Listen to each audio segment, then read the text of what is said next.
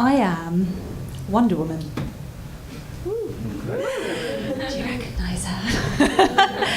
No, I'm not superhuman and I can't stop bullets and I am by no means perfect. But I am Wonder Woman because Wonder Woman is a state of mind.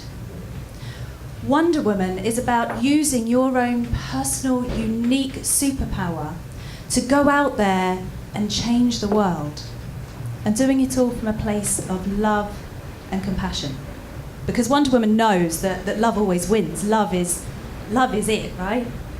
Love is always going to win. So I am Wonder Woman. And everybody here has the potential to be Wonder Woman. All of you do. Even the guys. Because Wonder Woman is a state of mind. Now, I wasn't always Wonder Woman. If we rewind about 5 years, I was most definitely a lost woman. So 5 years ago, I was at home with my baby, who was about 6-8 months old. I was very overweight. I was exhausted all the time. And I felt like a bit of a monster for not loving every single minute of motherhood, because apparently, it's meant to be amazing and romantic and, oh, bliss. It wasn't. I was isolated, I was bored, and I felt terribly incapable because I'd gone from being a corporate high flyer to someone who couldn't actually manage to have a shower and put makeup on as well as keeping that baby alive. And then, to add insult to injury, I got made redundant on maternity leave. Has anyone here been made redundant?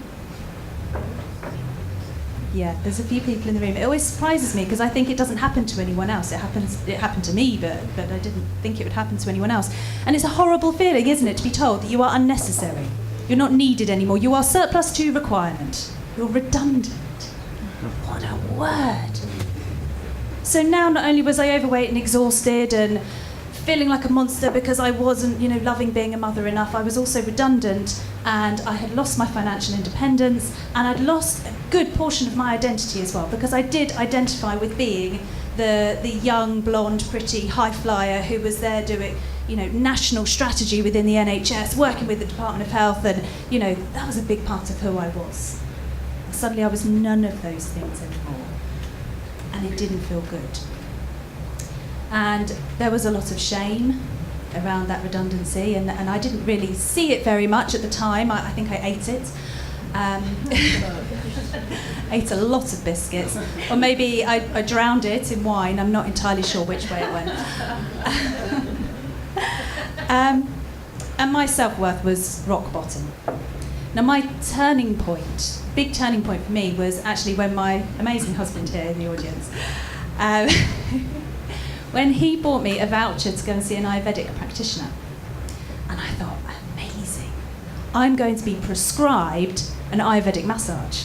Now this is how low my self-worth was. I had a bit of money in the bank. I could have afforded to go and book myself a massage, and clearly my body was screaming out for some TLC. But there's no way I would have chosen to go and get a massage, because good mums don't do that, do we? We don't have someone look after our baby and go and get a massage. Like, oh, how terrible would that be? The stories I told myself. But I didn't have enough self-worth to look after myself. But it was great. It was fine because I was going to get a massage on prescription, so all was well. So I went along to see the Ayurvedic practitioner, and we had a really nice chat. We talked about birth trauma and being a mama wolf and amazing things. And she didn't prescribe me a massage.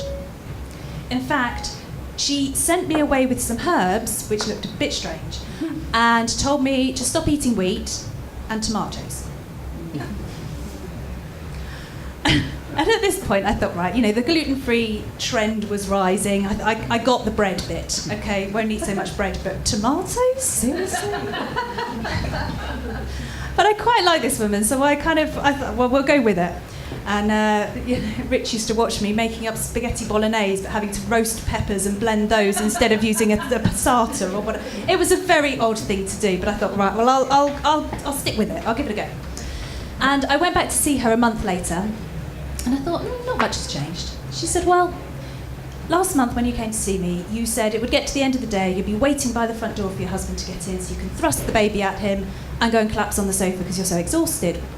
How does that compare to now? And I thought, well, interesting.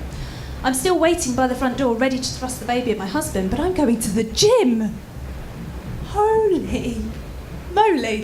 That's, whoa. Now, firstly, it's incredible that I hadn't noticed that change myself. Someone had to sit me down a month later and say, let's compare. Because you'd think when you're that low and things get better, you'd notice, but weirdly enough, quite often you don't. But for me, it was also a massive, massive turning point in realising how powerful nutrition was. And it mainly was the nutrition changes, because the herbs, I couldn't stick with them very long. One of them, a lot of them were in kind of pill form, and I could swallow those, and that was fine. And one of them was this green powder that you had to put under your tongue and then swallow a load of water, and it lasted about, I did it for about 10 days, and then one night it just would not go down. I thought, I can't do this anymore. So I was like, yeah, wow, amazing. Nutrition is the way forward, and I've been made redundant, I've got to do something, so what do? I go home, Google, Ayurvedic degree. This could be interesting.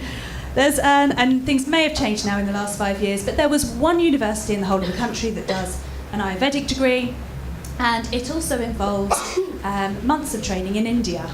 Now, as much as I would have loved to have relocated to India, I had a 1-year-old baby. There was no way that was feasible, but it had opened my eyes.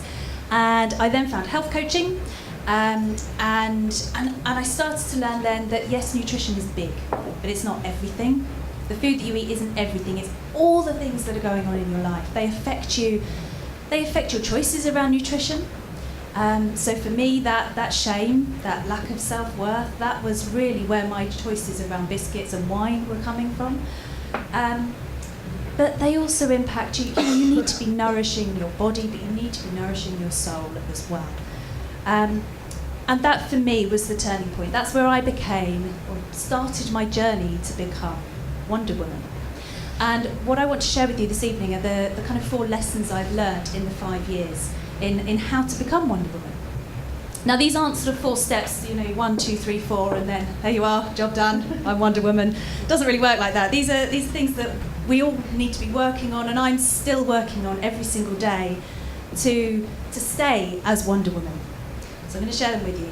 The very first one is to believe that you can be Wonder Woman. You have an inner Wonder Woman waiting to come out. And what you need to know is that each and every single one of you has a superpower. You all have a superpower, and it may not be obvious. You might know yours. You might be sitting there thinking, yeah, I know mine. I know mine. And I'm rocking it. It's awesome. But there will be a lot of people in this room that think, oh, I haven't got one. I haven't. But your superpower doesn't have to be something you can monetize. It could be anything. So there might be people in here who are, you might be an amazing knitter. You might be, I know there's singers in the room. You can change the world with your voice. It might be that you're the person that your friends come to because when they speak to you, they suddenly feel calm and happy no matter what's going on in their life. That is a superpower that you can seriously change the world with. Or maybe you're amazing with numbers and you're heading up some massive accountancy firm, or you're changing the world through some charitable organisation. It doesn't matter how big or small your superpower is. We've all got a superpower within us, and we have to remember that. The second lesson that we all need to know is how to prioritise. We all need to know what's important to us and what we're focusing on. It may be that the person sat next to you has got an amazing six-pack, and you're looking at them thinking, I wish I had one of those. But the thing is, that person, their goal in life maybe is to do an Ironman. That's what they're working towards, and their six-pack is a reflection of their big goal in life that they're working to achieve. Well, your goal might be to get on the Great British Bake Off. It's a tongue twister, isn't it? Their goal is something, your goal is something totally different. And if you are trying to get the abs so that you no longer feel jealous, guess what? You will never get onto the Great British Bake Off because you've taken your eye off the prize. You may end up doing an Ironman, but it wasn't really what you wanted. It's not really using your superpowers. So comparing yourself to the person next to you, it's never going to do you any good. You're never going to move towards your own dreams. find your priorities and just work on those. That's what's going to help you stay true to you and feel good. The third lesson is to invest in yourself. Completely invest in yourself. Wonder Woman invested so much time in building up her superpower. If anyone's seen the film that's recently come out, she spends all of her very, very young years wishing she could train as a warrior. And then when she does start her training, she trains harder than anybody else. She invests that time in her superpower. Go out there and invest in you. You have to nourish your body and nourish your soul and look after you to turbocharge your superpower and put it out there to the world. Now, that might mean that you need to go and start eating better. It might mean that you need to go and buy better knickers, And yeah, I've upgraded my knickers over the time that I've been doing this. When I was Lost Woman, I realised at one point that I was still wearing really old maternity knickers. I hadn't been pregnant for a really long time. So yes, invest in you, look after you. You are your greatest asset. If you don't look after you, you cannot get your superpower out to the world. And then finally, and I realise I am out of time, sorry Sally. Finally, and this is the one that I struggle with the most, is to find your tribe and to love them hard. And I know that's really cheesy. I've seen that too many times on memes or on Instagram. But it's very, very true. Now, when I look back to 5+ years ago, I had quite a lot of friends, but they would come and go. And I had friends who I had to cut out of my life for one reason or another. And I had friends that would disappear out of my life for one reason or another. It was never my fault. I never did anything wrong at the time. Obviously, that's.